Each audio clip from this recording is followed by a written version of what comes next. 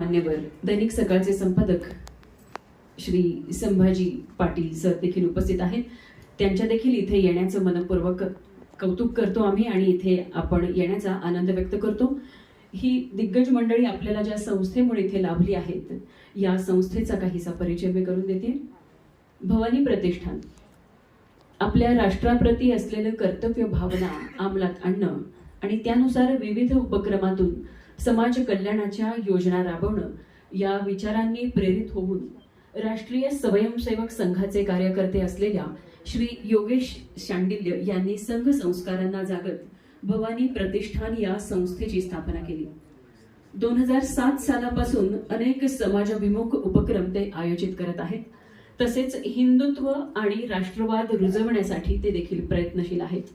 नियमित घेतली जाणारी रक्तदान शिबिरं, महिला दिनाच्या औचित्याने घेतले जाणारे खास महिला आरोग्य शिबिर, यामध्ये महिलांची हिमोग्लोबिन तपासणी करून कमी HB असलेल्या महिलांना तज्ज्ञांच्या सल्ल्यानुसार आवश्यक पूरक औषधांचं वाटप करणं, आदिवासी तसंच ग्रामीण वस्त्यांमध्ये आवश्यकतेनुसार शालेय साहित्याचं वाटप करणं, प्रतिवर्षी आषाढी वारीतील वारकऱ्यांसाठी विनामूल्य आरोग्य तसेच नेत्र तपासणी शिबिर आयोजित करून तज्ज्ञ डॉक्टरांच्या सल्ल्यानुसार त्यांना औषध पुरवणं, जेणेकरून या भक्तांच्या मांदियाळीत कोणत्याही व्याधीमुळे अडथळा न येता उरलेली वारी सुखरूप पार पडू शकेल. हे संस्थेच्या अनेक उपक्रमांपैकी काही ठळक उपक्रम सांगता येतील. समाजाचं देणं अशा प्रकारे देत असतानाच दुसरीकडे आध्यात्मिक आणि हिंदुत्व जपणारे उपक्रमही संस्था घेत असते.